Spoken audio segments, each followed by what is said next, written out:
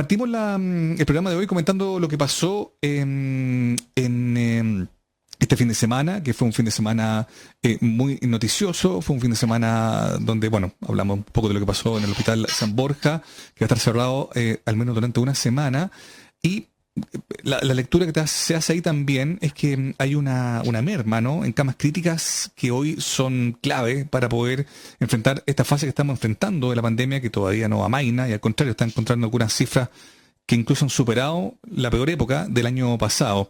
Queremos hablar de esto con Mercedes López. Ella es doctora en Ciencias Biomédicas y también es directora del programa de Inmunología de la Facultad de Medicina de la Universidad de Chile. Así que queremos saber, por ejemplo, el tema de la vacunación, de la situación COVID país y también, insisto, esta nueva coyuntura para poder entender un poco cuánto afecta. Mercedes, bienvenida a La Voz de los que Sobran. ¿Cómo te va? Hola, ¿cómo estás? Buenos días. Qué bueno que estás con nosotros. Sí, a todos, ahora sí es a todos. Tal cual. Estamos con Daniel Stingo, estamos con Hassan Akram y creo que es obligatorio partir preguntándote por lo que pasó el fin de semana, más allá de los motivos, más allá de las razones. Entendemos que fue una falla eléctrica, entiendo que eso va a demorar más tiempo en poder ser aclarado, digamos, ¿no? Pero lo concreto es que se pierden camas que son importantes, vitales en estos días, ¿no? ¿Qué evaluación haces tú de lo que pasó en el Hospital San Borja y cómo aquello afectaría también a esta red de emergencia en esta situación sanitaria país? Sí, yo creo que para nosotros fue realmente muy impresionante ver el Hospital San Borja quemándose, pero más allá de eso, yo quisiera destacar, antes que nada, la capacidad que tuvieron los equipos de salud para responder a una emergencia de esa naturaleza de la manera que lo hicieron, ¿sí? Antes que incluso llegara personal de bombero y de carabinero, el personal de salud ya había empezado los protocolos de evacuación, por ejemplo, de la zona pediátrica, ¿cierto? Que lograron, digamos, hacerlo de una manera muy ordenada, de una manera muy, digamos, eficiente. Así que yo creo que todos nosotros, todas las personas que nos dedicamos a salud, estamos tremendamente orgullosos de lo que los equipos de salud hicieron allí, ¿sí? No solamente los que estaban en esos momentos en los turnos, sino que también la gente que, siendo del hospital y que estaba con licencia o no estaba en turno, acudieron a apoyar a sus compañeros Mercedes, y compañeras. Así que eso es lo primero, creo yo. Sí, un apunte sobre lo mismo, porque claro, hubo alguna controversia en medio durante el fin de semana a partir de alguna cobertura de un canal de televisión en particular, que abrió la posibilidad de que pudieran haber muertes, y básicamente la idea era como que había gente que estaba instalada, enfermos, pacientes que estaban instalados y con posible posibilidad de poder ser evacuados, ¿no? Y efectivamente eso no fue así. Incluso anoche también leí un testimonio de una persona que, estando adentro, daba cuenta de cómo fueron de a poco elaborando sistemas de protocolo de emergencia y todo funcionó perfecto, no hubo nadie que dejara de ser atendido. Pero claro, el hospital por lo pronto va a estar cerrado durante una semana. ¿Y eso cómo afectaría, Mercedes, para volver al tema? Sí, por lo menos yo creo que, bueno, sí, por lo menos va a permanecer cerrado una semana, por lo menos. Los daños son bien importantes. Eso, claro, hay una merma impresionante, o sea, hay una merma, un corte de camas críticas, en un momento en que la región metropolitana está con una ocupación mucho más allá de la razonable, ¿sí? Al principio de la pandemia los urgenciólogos, o sea, los utiólogos, perdón, nos enseñaron de que siempre con las camas críticas no es que uno llegue a la ocupación de 100%, sino que debe mantener un 90 y algo por ciento, que es como un colchón, ¿cierto? Que justamente te lo enseñan esto, o sea, aparece esto, claro. Perdemos 35 camas UCI, entonces no tenemos colchón. Yo creo que esto pone un grano más en un problema que ha sido crónico en esta pandemia, y es que nos mantenemos en un estado bien en el filo, ¿cierto?, del colapso sanitario, y eso yo creo que es muy, muy malo. Es muy malo no solamente porque los equipos de salud están crónicamente afectados, sino que también porque ponemos, y ya lo hemos dicho otras veces, la ficha en la última parte, ¿cierto?, del proceso de la enfermedad, en el momento en que los pacientes tienen que estar conectados a ventilación mecánica, con lo cual no solamente, mira, yo te diría que no solamente no solamente afecta a los equipos de salud, sino que también el resultado clínico de eso no es tan bueno, ¿sí? Tú tienes que pensar de que no es fácil, o sea, que una persona entre a UCI, no solamente no estamos jugando que se salve la vida o no, sino que también el grado de secuelas con que queda, ya sea por COVID o sea por mantenerse en una unidad de tratamiento intensivo muchas semanas, ¿sí? No es una cosa así nomás. Mercedes, Entonces sí, yo creo que esto pone en tensiona aún más un sistema de salud que está funcionando al límite. Mercedes, una pregunta más antes que Hassan y Daniel también puedan interactuar y conocer más de tu impresión sobre lo que ha pasado en Chile con el tema de la pandemia. Te quería contar que la semana pasada se dio a conocer un ranking de un instituto llamado Lowy Institute que posicionaba a Chile, fue bien viralizado pero poco abordado en algunos medios, que ubicaba a Chile en el lugar 89 de 98 posibles en el manejo de la pandemia, ¿no? Y esto evidentemente da cuenta de algo que tú ya describías, ¿no? Uno se pregunta si es solo un tema de información en lo que ha fallado el gobierno o derechamente de manejo ya más estricto de la pandemia, ¿no? ¿Cómo lo lees tú? Yo creo que lo hemos dicho, yo creo que primero yo creo que ese estudio, más allá de los países que incluye, más allá que podríamos incluir unos u otros, yo creo que muestra que el resultado de la pandemia que vemos en los países, voy a ponerlo de alguna manera occidental, aunque Uruguay está en el 12º, ¿no? Eso no hay que mirarlo bien, o sea, pero en global, o sea, que compararnos con los países europeos o con Norteamérica, digamos con Estados Unidos, ni siquiera con Canadá, yo creo que es un error garrafal porque hace asumir la idea de que la pandemia es natural, o sea, que este resultado que nosotros estamos viendo en Chile es propio de la pandemia. Y la verdad es que no es propio de la pandemia porque hay otros países que lo han manejado de una manera bastante distinta desde el comienzo. Y yo creo que más allá de las posiciones políticas o de los grados de desarrollo de los países, el foco de la mirada yo creo que fue el que uno pudiera raya para la suma, ¿cierto? Y lo hace el mismo instituto, a evaluar en esto, ¿sí? Hay un foco de la mirada que tiene que ver con o una mirada hospitalocéntrica en la cual lo que tú haces de alguna manera es tratar de entregar camas críticas para que las personas, entre comillas, no les falten ventiladores, o tienes una mirada que tiene que ver con la prevención. Y muchos podrían decir que esa es una mirada técnica, ¿sí? O sea, o tú eliges una o eliges la otra. Pero como todo lo técnico y todo lo de experto esconde, ¿sí?, una mirada ideológica de cómo vemos la salud, ¿sí? O una salud que se basa en la prevención de la enfermedad y por lo tanto el cuidado de los humanos y humanas, o el cuidado de la salud, ¿sí?, de la salud vista como el bienestar de las personas, o donde tú pones todo el foco en el tratamiento de la enfermedad. O sea, ya no importa que se enfermen, pero tratas de que una vez que se enfermen las personas salgan. Y eso es algo que ha sido muy discutido en salud. Yo creo que Chile ha tenido una conjunción bastante mala porque con la mirada hospitalocéntrica, además una institucionalidad en la cual la gente no confía, un gobierno con una muy baja aprobación y tercero, que a pesar de todo el tiempo que llevamos mantiene una comunicación de riesgo muy inadecuada. Yo creo que basta con ver lo que pasó ayer con el corte de agua, ¿cierto? Cuando le dicen, junten agua, moderadamente agua. Claro, tú no comunicas a la población así. Tú dices, mira, existe la probabilidad de que tengamos cortes de agua. Si es que ocurrieran, los cortes de agua van a ser de tal hora a tal hora en tal comuna, de tal hora a tal hora en tal comuna, porque obviamente si tú le dices a la población junte agua frente a la incertidumbre, todos juntamos agua y son bañeras por cuántos millones de habitantes de la región metropolitana. Entonces yo creo que ahí hay una forma, un enfoque, un no saber hacer, que yo creo que no ha pasado la cuenta en esta pasada. Estamos hablando con Mercedes López, doctora en Ciencias Biomédicas y directora del programa de Inmunología de la Facultad de Medicina de la Chile, y nos está ayudando a entender también cómo observa ella ha sido el proceso en esta situación de pandemia. Daniel. Sí, mira, Mercedes, bueno, nosotros hemos hablado otras veces. A mí me da la impresión de lo que la escucho, que obviamente habría sido mejor hacer un grupo un poco más extenso y que abarcara más personas para tomar las decisiones en esta pandemia.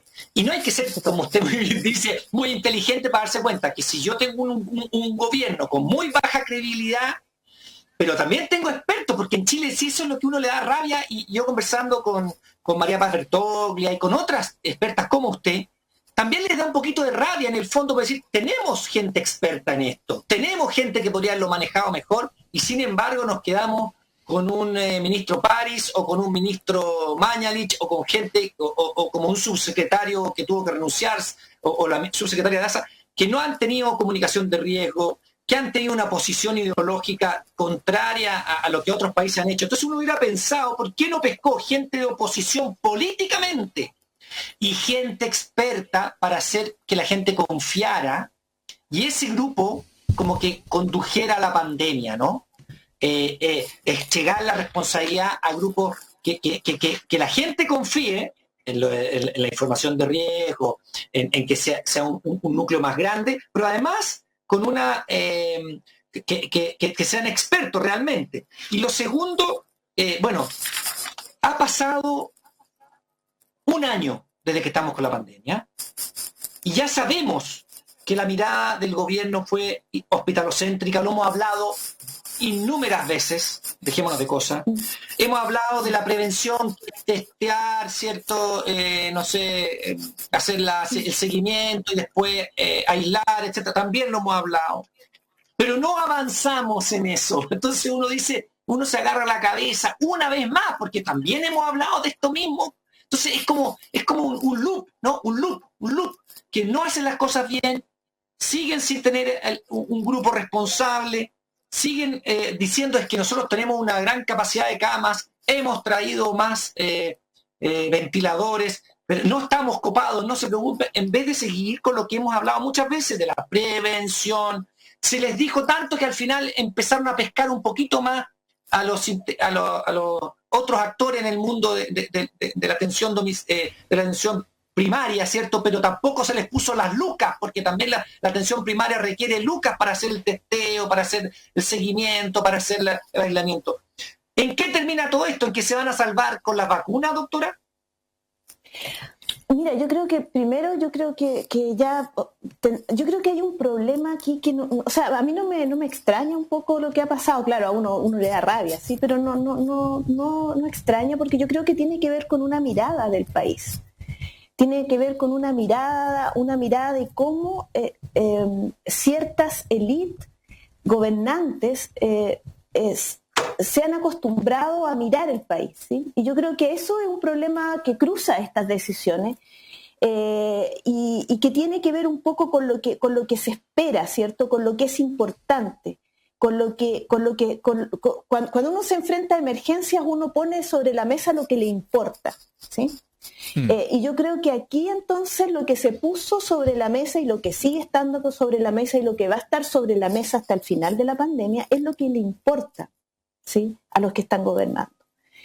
Y lo que le importa a los que están gobernando, cómo ellos entienden la vida, es sobre todo en base a mantener una economía, ¿cierto? Que es una economía, bueno, Hassan a lo mejor me va a matar, pero una economía que es una economía fundamentalmente cortoplacista y que no entiende, o sea, cortoplacista en el sentido de la ganancia rápida y constante, el flujo constante, que ese flujo constante no cambia aun cuando en el futuro pudiera aumentar o no, pero que no baje ahora, en una hora, y en una mirada de la gente como personas que aportan en cuanto ese flujo de capital se eleva constantemente o se mantiene constantemente. Yo creo que eso pero eso no pasa solo en Chile, ¿no? Eso se ve en Europa y se ve en Estados Unidos también.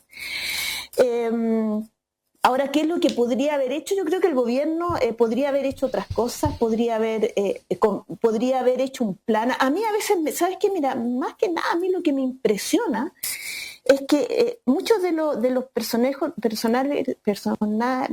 de gobierno vienen de la empresa privada. Sí. ¿Sí? Entonces uno dice, ¿cómo diablo organizan una empresa? Una empresa es una organización que tiene que ser, que para su eficiencia se requiere que se organice adecuadamente. Entonces la organización tiene pocas vertientes. Uno mira lo que tiene en una emergencia, mira cuáles son las fortalezas, el FODA famoso, mira cuáles son las debilidades y de acuerdo a eso uno actúa.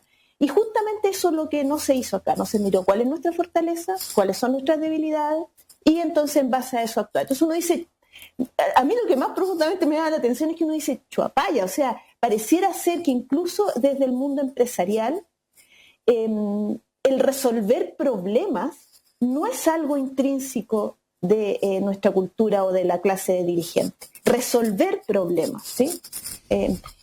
Estar frente a una X cosa que tú no te imaginabas y que por lo tanto tienes que con la realidad que tiene, avanzar.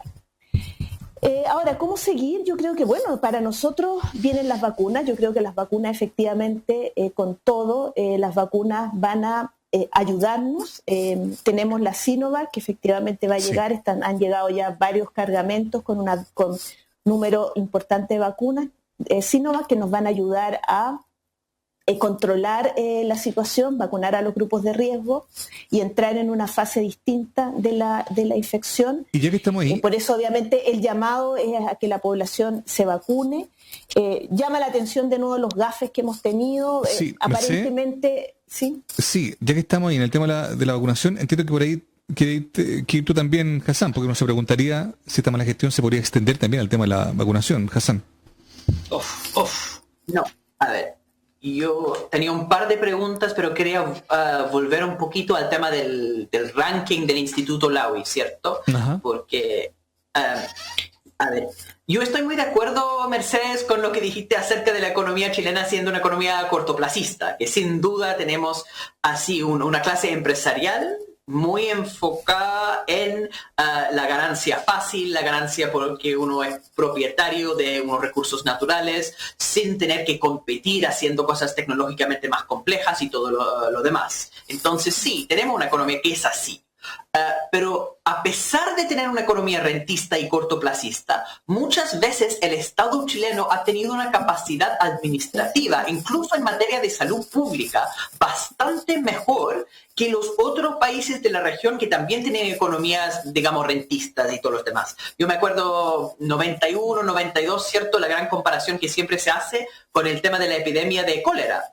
Ahí pasó al mismo tiempo en Perú y en Chile. Y en Chile mueren 2 personas y en Perú mueren casi 3.000 por el mal manejo de las autoridades sanitarias en ese momento. Entonces todos decían, más allá de los problemas económicos chilenos, tenemos un Estado con cierta capacidad sanitaria administrativa. Entonces algo ahí cambió, y es razonable decir que ningún país ha enfrentado bien la pandemia, o por lo menos los países occidentales, pero creo que hay algo particularmente preocupante en el caso chileno y quería preguntar sobre eso.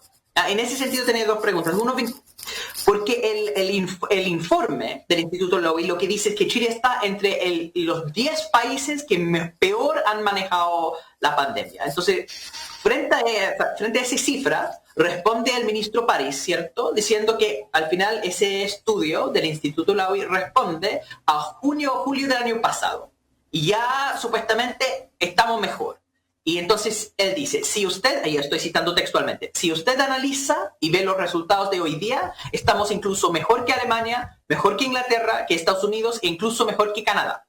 Entonces lo que yo quería preguntar era 2 cosas. Primero, si es tan así, si en realidad que todos los países occidentales lo han hecho mal, pero dentro de eso Chile sigue siendo uno de los países que lo hace menos mal o quizás menos peor, ¿ya? Dentro de ese universo, porque eso es la defensa, que al final Estados Unidos está en un desastre, Europa está con el problema de vacunas enorme también, entonces Chile ya está haciendo lo bien dentro de lo imposible.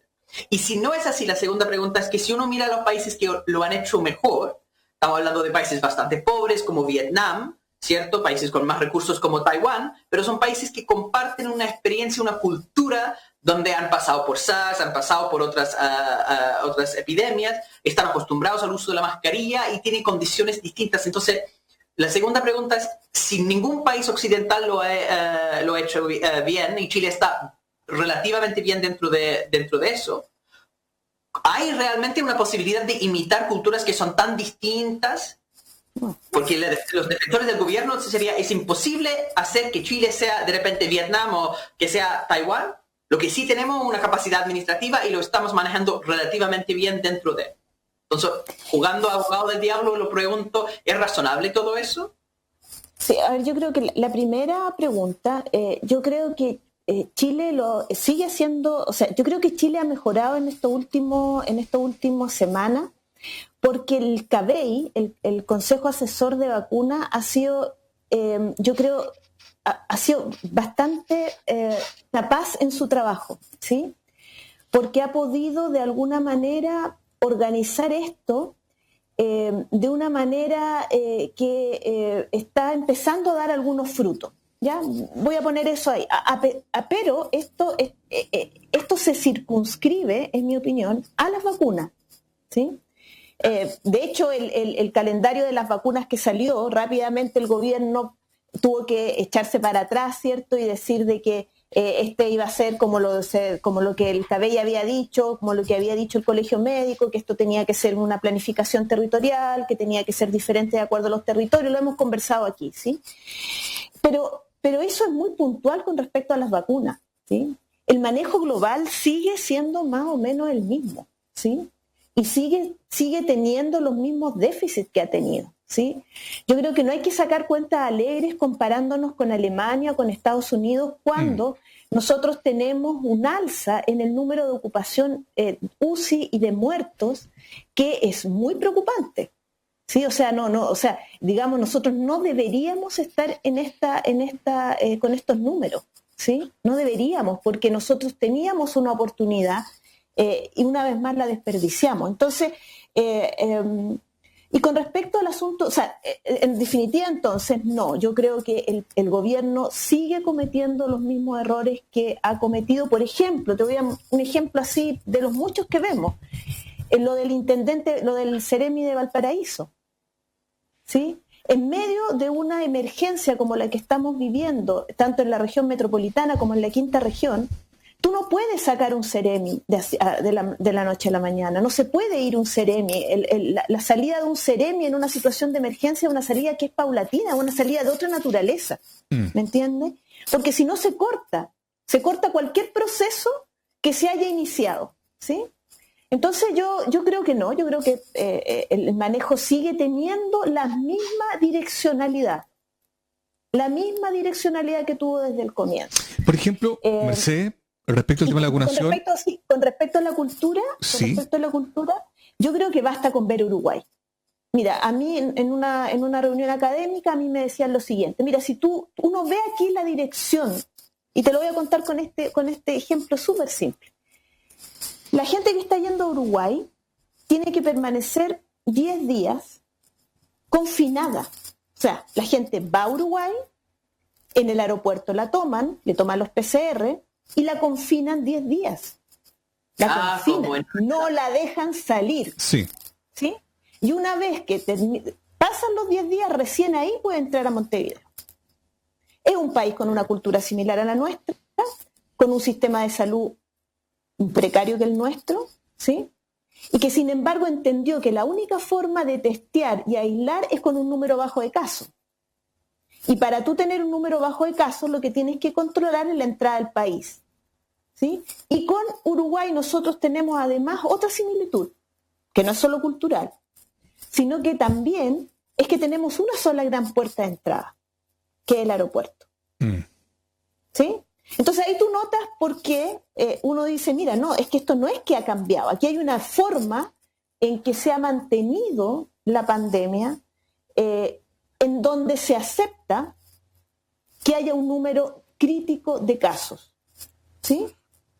Frente al cual no se puede, no es que tú tengas como objetivo bajar el número de casos, sino que es mantener una constante de casos que te mantenga circulando la economía, pero que no te llegue al colapso de salud. Esa es la estrategia. Claro. ¿Qué ha sido la estrategia, ¿Sí? Mercedes, que han observado Y en eso las vacunas, desde un comienzo? Desde un comienzo. Mercedes, y las y yo te vacunas te quiero ahí preguntar, están súper bien ahí. ¿Sí? te quiero preguntar, porque ya nos queda poco tiempo, te voy a pedir que seamos breves en el último concepto, pero el tema de la vacunación, alguna controversia hubo la semana pasada, por ejemplo, a la hora de establecer prioridades. Se le consultó a la ministra de Transporte, Gloria Hood, y dijo que se estaba evaluando si los camioneros podían ser un grupo prioritario a la hora de vacunarse. Digo, quizás muy gráfico respecto a lo que tú estás diciendo, ¿no? Muy gráfico, porque son los distintos grupos de poder los que empiezan a... Ahora, por suerte, te digo, el grupo de expertos del CABEI ha tenido una prestancia para imponer las condiciones en las cuales la vacunación se haga. Entonces eso es la suerte que tiene Chile en ese sentido, porque cuando tú dijiste que estamos desperdiciando otra oportunidad, que efectivamente lo que está pasando en Europa, que está más avanzado, que llegó la pandemia allá antes de acá, entonces ellos al final abrieron demasiado y tuvieron todo el problema de la Navidad, las vacaciones, y ya están en plena segunda ola. En Chile podría estar aumentando los casos mucho, y estamos sacando cuenta alegre porque la situación hasta ahora está bien, pero en un par de semanas... O sea, imagínate lo que va a pasar, imagínate, Hassan, lo que va a pasar cuando la gente que está en regiones vuelva a Santiago. Claro. Imagínate el retorno de infectados, ¿cómo va a ser? ¿Okay? No, y la queja también de las autoridades de zonas costeras es muy clara, digamos, ¿no? Son zonas que también están expuestas a un riesgo brutal por la llegada... Mira, yo creo que nos mantenemos gracias a que, y de nuevo el Hospital San Borja pone el centro. Nos mantenemos en este estado, ¿cachai? O sea, esto no es peor por los equipos de salud. Nuestra gran fortaleza está en donde siempre la hemos tenido, en los equipos de salud. Si los procesos de vacunación son adecuados y logramos vacunar sin grandes aglomeraciones, utilizando los colegios, lo que la gente, lo que el TENS, el técnico paramédico te dice cuando tú entras en el... Mira, pero si nosotros tenemos que vacunar acá en el colegio que está al lado, porque tiene patios, es abierto, no necesitamos vacunar en el CEFAM. Eso te lo dice cualquier técnico, cualquier personal de salud, desde la persona que hace el aseo en los consultorios hasta el ultra especialista de la unidad de cuidado intensivo.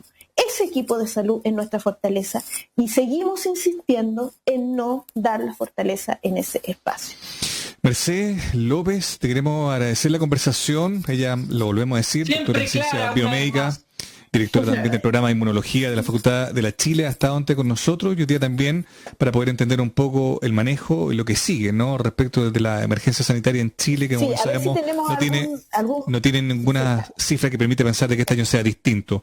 Mercedes, nos despedimos. A ver si tenemos algún espacio para hablar sobre vacunas especialmente. Yo creo que habría que conversar sobre vacunas. Lo deberíamos generar a su disposición en otro momento. porque yo creo que es el tema.